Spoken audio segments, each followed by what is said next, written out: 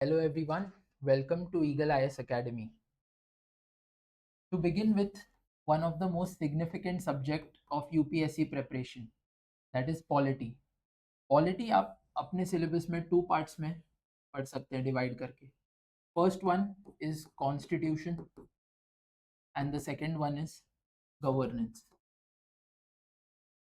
अब आप कॉन्स्टिट्यूशन के बारे में जब हम डिस्कस करते हैं तो कोई भी टेक्स्ट आप रेफर करेंगे, example if you are referring to M Laxmikanth, उसका जो शुरू का प्रोविजंस है, जो शुरू के चैप्टर्स है, they are talking about constitution.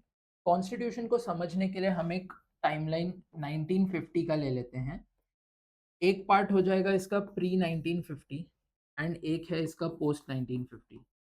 अब प्री 1950 आप क्या देखते हैं, जैसे प्रायर टू आवर इंडिपेंडेंस, जब कॉलोनियल रूल के समय हमने काफ़ी सारे एक्ट्स एंड लेजिस्लेशंस देखे हैं जो ब्रिटिशर्स ने लेकर आए थे. Regulating act, Pitt's India act, government of India act, जिन एक्ट्स के थ्रू हमारा कॉन्स्टिट्यूशनल डेवलपमेंट हुआ. हमने काफ़ी सारे प्रोविजंस उन एक्ट से उठाए, गवर्नमेंट ऑफ इंडिया एक्ट 1935 से लिए, एंड हमने अपने कॉन्स्टिट्यूशन में उसे यूज़ किया. 1947 to 1950, 1947 to 1950, after our independence, हमारी कॉन्स्टिट्यूएंट असेंबली फॉर्म होती है और ये कॉन्स्टिट्यूएंट असेंबली रिस्पॉन्सिबल होती है to draft the constitution, right. तो यहाँ पर हमारा कॉन्स्टिट्यूशन प्रिपेयर होता है. आफ्टर 1950, पर्टिकुलरली जब हम एक रिपब्लिक हो जाते हैं, हमारे पास हमारी कॉन्स्टिट्यूशन होती है, तो 1952 ब्रॉडली 1975-76 हम देखते हैं कि कॉन्स्टिट्यूशन में हमारे काफ़ी सारे डेवलपमेंट्स होते हैं. हम बेसिक स्ट्रक्चर डॉक्ट्रिन लेकर आते हैं, लैंडमार्क जजमेंट्स होते हैं कंट्री में, जैसे केशवानंद भारती जजमेंट हो गया, शंकरी प्रसाद जजमेंट हो गया. अपार्ट फ्रॉम दैट, आपको पता होगा 1976 के अमेंडमेंट से हम फंडामेंटल ड्यूटीज को भी हमारे कॉन्स्टिट्यूशन में ऐड करते हैं. तो पार्ट 1 टू पार्ट 4A ये प्राइमरीली आपका कॉन्स्टिट्यूशन का पार्ट बन जाता है, राइट. तो this is a part of your constitution. अब कॉन्स्टिट्यूशन को करते समय काफ़ी सारे ऐसे सिग्निफिकेंट प्रोविजंस होंगे जो आपको मेमोराइज करनी पड़ेंगी, क्योंकि वो एज इट इज़ आपको याद रखने पड़ेंगे. आर्टिकल 14, आर्टिकल 21, कॉन्स्टिट्यूएंट असेंबली में हमने ऑब्जेक्टिव रेजोल्यूशन कब पास किया, कितना टाइम लगा हमारे कॉन्स्टिट्यूशन को फ्रेम होने, प्रियम्बल ऑफ द कॉन्स्टिट्यूशन, इस तरह की चीज़ें आपको मेजरली मेमोराइज करनी पड़ेंगी फॉर बेटर रिजल्ट्स. हाउएवर, एक जो पार्ट है हमारे सिलेबस का, दैट इज गवर्नेंस, इसमें लार्जली प्रोविजंस जो हैं वो आपकी अंडरस्टैंडिंग के बेसिस पर है. अब गवर्नेंस का बात गवर्नेंस की बात आती है तो इसमें गवर्नेंस में क्या कवर होता है. गवर्नेंस में हम देखते हैं हमारे कंट्री का administration, that is Indian administration. इस कंट्री का फंक्शनिंग, ये कंट्री कैसे वर्क करती है. So to begin with, right from president of India, prime minister of the country, state में आप आएंगे तो आप देखेंगे चीफ मिनिस्टर हैं, गवर्नर हैं. इसके अलावा आप important positions in the country जैसे अटॉर्नी जनरल ऑफ इंडिया, यहाँ पर जुडिशरी देखते हैं आप. तो इस तरह की चीज़ें आप देखेंगे इंडियन एडमिनिस्ट्रेशन में जो हम कवर करते हैं. अब बिकॉज आप अगर न्यूज़ को फॉलो करते हैं, आप टेलीविज़न देखते हैं, आप अगर मोबाइल पर फेसबुक, इंस्टाग्राम, सोशल मीडिया पर देखते हैं, तो आप काफ़ी बार प्राइम मिनिस्टर के वीडियोस, अपने स्टेट के चीफ मिनिस्टर के वीडियोस, प्रेसिडेंट ऑफ इंडिया कौन है उनको आप विजुअली देखते हैं.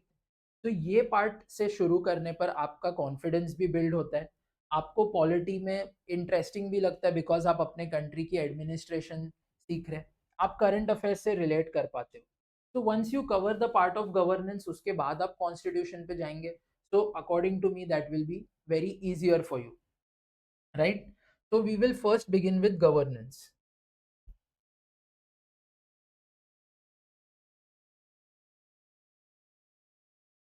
अगेन जब हम गवर्नेंस से शुरू करते हैं, सो गवर्नेंस को हम दो इंपॉर्टेंट पिलर्स में डिवाइड करेंगे. वो दो इंपॉर्टेंट पिलर्स होंगे, pillar number 1 that is union government and pillar number 2 that is state government.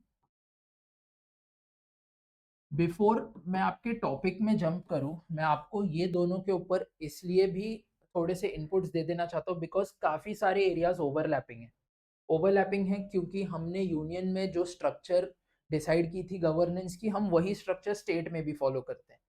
आपको ओवरलैपिंग एरिया समझ में आ जाएंगे तो आपको ये भी पता चल जाएगा कि कौन से एरियाज थोड़े से डिफरेंट है दोनों में। So to begin with union government, आपको पता होगा कि यूनियन गवर्नमेंट वन एक ही गवर्नमेंट है हमारे कंट्री में, दैट इज यूनियन गवर्नमेंट।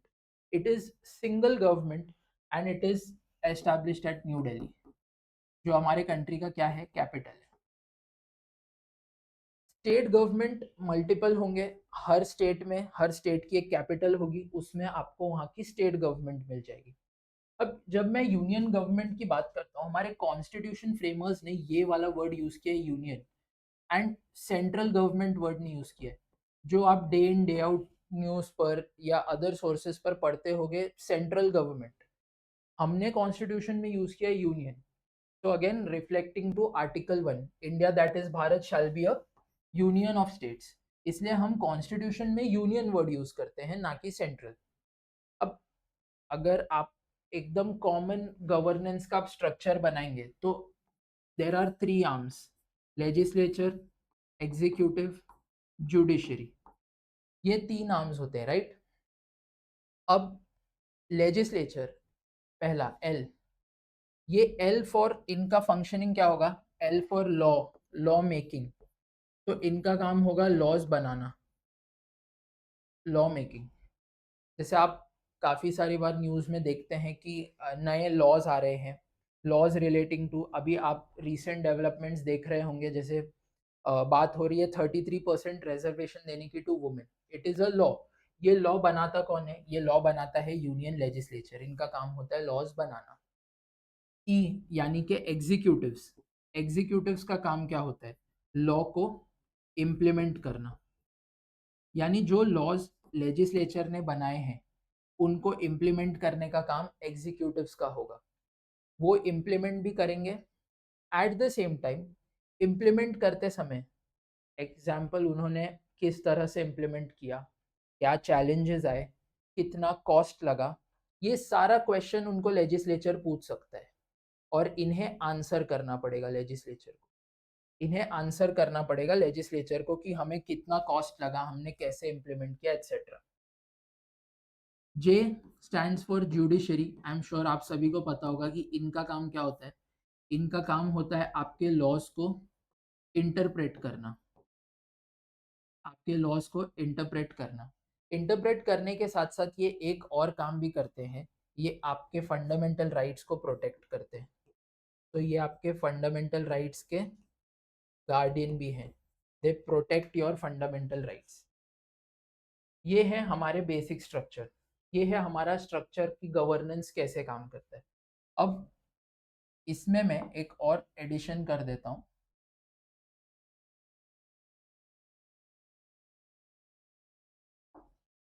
ये जो लेजिस्लेचर है, ये legislature will comprise of who all will be the part of legislature, यानी हम लेजिस्लेचर के अंदर कौन कौन आते हैं ये हम कैसे डिसाइड करेंगे। तो एल फॉर लेजिस्लेचर आप यहाँ से स्टार्ट कर सकते हो, L for Lok Sabha, that is the lower house. उसके ऊपर आएगा राज्यसभा, द अपर हाउस। ये इनकम्प्लीट है जब तक आप थर्ड पर्सन को यहाँ ऐड नहीं करते, which is the president of India. कि यहाँ पर एक क्वेश्चन आता है कि हम प्रेसिडेंट ऑफ इंडिया को लेजिस्लेचर का पार्ट क्यों बना रहे, क्योंकि वो तो एक एग्जीक्यूटिव होंगे, वो तो यहाँ पर भी आएंगे।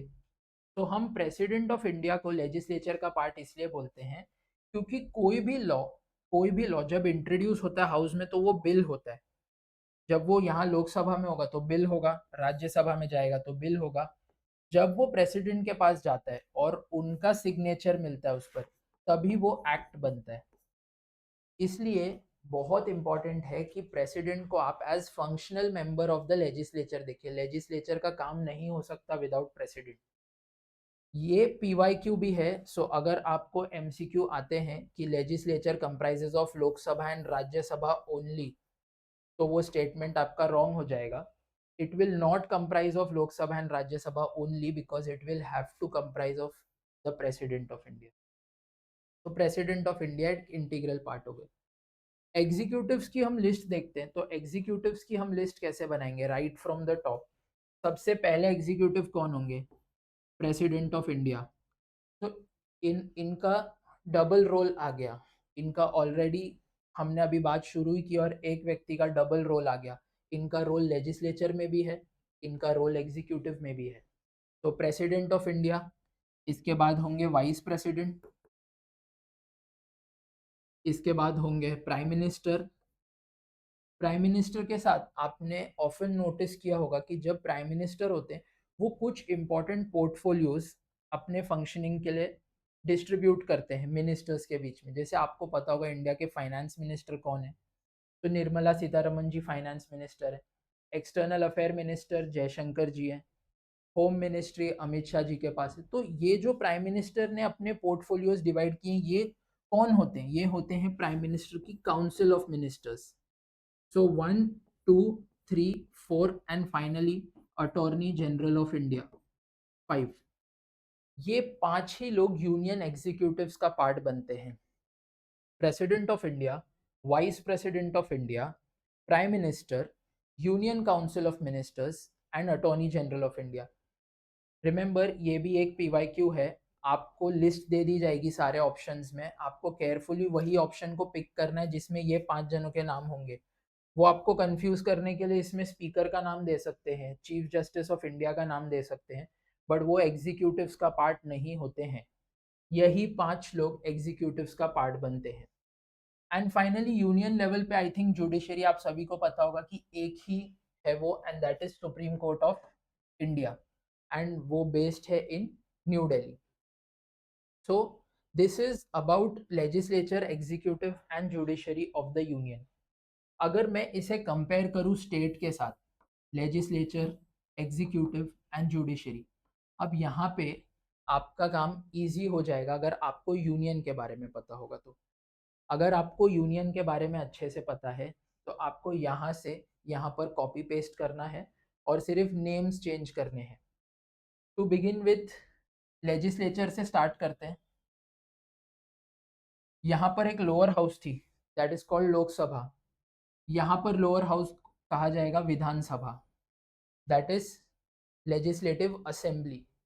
यहाँ पर अपर हाउस है राज्यसभा, तो यहाँ पर अपर हाउस हो जाएगी लेजिस्लेटिव काउंसिल, राइट, जिसको हम विधान परिषद भी कहते हैं। और यहाँ पर थर्ड इंपॉर्टेंट मेंबर है प्रेसिडेंट ऑफ इंडिया, तो यहाँ पे इंपॉर्टेंट पर्सन हो जाएंगे governor of the state. But be very very careful about this one part.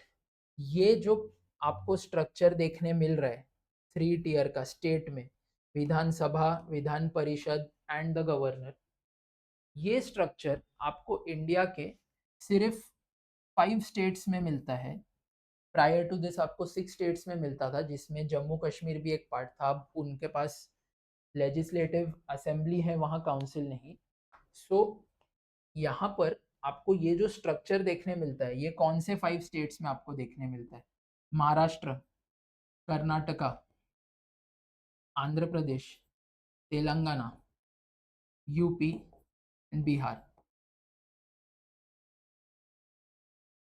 तो 6 states, earlier it was in Jammu and Kashmir, अब 6 स्टेट्स में आपको ये स्ट्रक्चर देखने मिलता है। तो यहाँ पे 6 स्टेट्स में हो जाएगा ये structure, that is Maharashtra, Karnataka, Andhra Pradesh, Telangana, UP and Bihar. आपको ये 3 टीयर। सो बाकी के स्टेट्स में क्या होता होगा? बाकी के स्टेट्स में देयर इज जस्ट 2। आपको लोअर हाउस मिलेगी जिसको हम विधानसभा या लेजिस्लेटिव असेंबली बोलते हैं, एंड उसके बाद डायरेक्टली आपको वहां पे गवर्नर मिल जाएंगे। तो बाकी के जो 22 स्टेट्स हैं उनमें ये वाला स्ट्रक्चर फॉलो होता है, दैट इज ओनली 2 टीयर। वो 2 टीयर में विधानसभा एंड डायरेक्टली गवर्नर। जो बाकी के 6 स्टेट्स हैं उसमें 3, Vidhan Sabha, Vidhan Parishad and then the governor, right. इस चीज को, जहां पर 2 हाउसेस होते हैं, इसको हम बाइकैमरलिज्म बोलते हैं, बाइकैमरलिज्म। तो if I may ask you a question, India में आपको बाइकैमरलिज्म कहाँ कहाँ पे देखने मिलता है? यानी कि आपको 2 हाउसेस कहाँ कहाँ देखने मिलते हैं लॉ बनाने के लिए? तो पहला तो आपका आंसर होगा इन 6 स्टेट्स में मिलते हैं आपको। इन 6 स्टेट्स में यू हैव 2 हाउसेस लॉज बनाने के लिए, और आपको यूनियन में भी मिलता है, यहाँ पर Lok Sabha and Rajya Sabha. So India union में भी बाइकैमरल है 6 स्टेट्स में भी बाइकैमरल है एंड 22 ऐसे स्टेट्स हैं जहां पर हम यूनिकैमरल है, यानी एक ही हाउस है, unicameral in 6 states. Coming to executives, coming to union executive,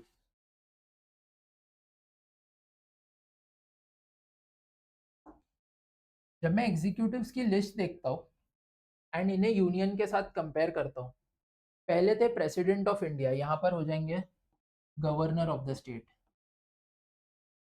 दूसरे हैं वाइस प्रेसिडेंट, यहाँ पे वाइस गवर्नर आएंगे, नहीं, वाइस गवर्नर करके कोई पोजीशन नहीं होती स्टेट में।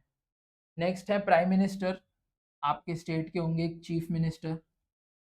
काउंसिल ऑफ मिनिस्टर्स तो स्टेट में भी इनके पास काउंसिल ऑफ मिनिस्टर्स दी गई होगी, जैसे law and order, agriculture, health, women and child development, इस तरह के पोर्टफोलियोज होते हैं स्टेट्स में, जो चीफ मिनिस्टर्स कुछ मिनिस्टर्स के बीच में डिवाइड करते हैं। तो वो हो गए स्टेट काउंसिल ऑफ मिनिस्टर्स। इसके आगे हम एस लिख देते हैं, ये स्टेट के काउंसिल ऑफ मिनिस्टर्स हैं, ये यूनियन के काउंसिल ऑफ मिनिस्टर्स हैं। एंड फाइनली यहाँ पे अटॉर्नी जनरल ऑफ इंडिया थे, यहाँ पे एडवोकेट जनरल ऑफ स्टेट। अब जिस तरह से वो यूनियन का PYQ बनाकर आपको ये 5 लोगों की लिस्ट देकर ऑप्शंस पूछते हैं, एंड अलग अलग ऑप्शंस, किसी ऑप्शन में 4 होंगे, किसी ऑप्शन में चीफ जस्टिस होंगे, किसी में स्पीकर होंगे। स्टेट में आपको याद रखना होगा कि स्टेट में भी इस तरह का MCQ आ सकता है। ये है सिंपल कि स्टेट में हमारे पास 4 एग्जीक्यूटिव्स हैं, governor, chief minister, state council of minister, advocate general, right. तो ये हो गए 1, 2, 3 एंड 4, ये 4 positions in the state, 5 positions in the union, जो हमको एग्जीक्यूटिव्स। फाइनली जुडिशरी का स्ट्रक्चर आपके स्टेट में कैसा होता है। सो आपके स्टेट के पास एक हाई कोर्ट होगी, जैसे हमें पता है कि for Maharashtra we have a Bombay high court. अब ये बॉम्बे हाई कोर्ट वन है इन द एंटायर स्टेट, पूरे स्टेट में एक ही हाई कोर्ट होगा, that is Bombay high court. इसके बेंचेस अलग अलग जगह हो सकते हैं, आपको नागपुर बेंच होगा, छत्रपति संभाजी नगर बेंच होगा। इनफैक्ट यहाँ पर तो आपको पता होगा कि बॉम्बे हाई कोर्ट का ज्यूरिसडिक्शन गोवा में भी है, तो Goa and Maharashtra have the same jurisdiction, तो यहाँ पे हमारा एक बेंच गोवा में भी होगा। हाई कोर्ट्स के नीचे आते हैं different forms of lower courts, छोटे छोटे कोर्ट्स, जैसे फैमिली कोर्ट्स हो गए, फैमिली कोर्ट्स के अलावा city civil and session court हो गया। इस तरह के जो कोर्ट्स हैं वो आते हैं स्टेट में बिलो द हाई कोर्ट। तो ये वाला हमारा एक स्ट्रक्चर हो जाता है जुडिशरी का। जुडिशरी का structure right from the top, union में हमने देखा सुप्रीम कोर्ट, स्टेट में आए तो हमने देखा high court, and high court के नीचे हम देख रहे हैं कि there R series of lower courts, या छोटे छोटे कोर्ट्स हैं जो हाई कोर्ट के नीचे। ये है broadly about the legislature, executive and judiciary of the union and state. अब आप इसे अपने लक्ष्मीकांत से कंपेयर करिए, तो यही सारे टॉपिक्स हैं जो आपको गवर्नेंस में कवर करने हैं, जिनसे मेजॉरिटी चंक ऑफ क्वेश्चंस पूछे जाते हैं। गवर्नर आपका एक चैप्टर है, चीफ मिनिस्टर है, स्टेट काउंसिल ऑफ मिनिस्टर्स है, एडवोकेट जनरल है, प्रेसिडेंट ऑफ इंडिया एक चैप्टर है, वाइस प्रेसिडेंट है, प्राइम मिनिस्टर है, यूनियन काउंसिल ऑफ मिनिस्टर्स है, अटॉर्नी जनरल ऑफ इंडिया। इसी तरह से पार्लियामेंट भी आपका एक टॉपिक है, लोकसभा एंड राज्यसभा, तो ये भी एक टॉपिक है, स्टेट लेजिस्लेचर भी आपका टॉपिक है।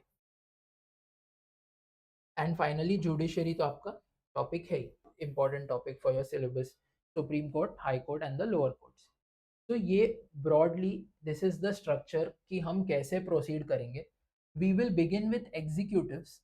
हम एग्जीक्यूटिव्स के साथ इसलिए स्टार्ट करते हैं बिकॉज हमें इनकी powers, functions, appointment, disqualification, qualification अगर ये पता चल जाती है, तो काफ़ी सारे एरियाज हैं जो हम पार्लियामेंट के टच करके रिटर्न आएंगे।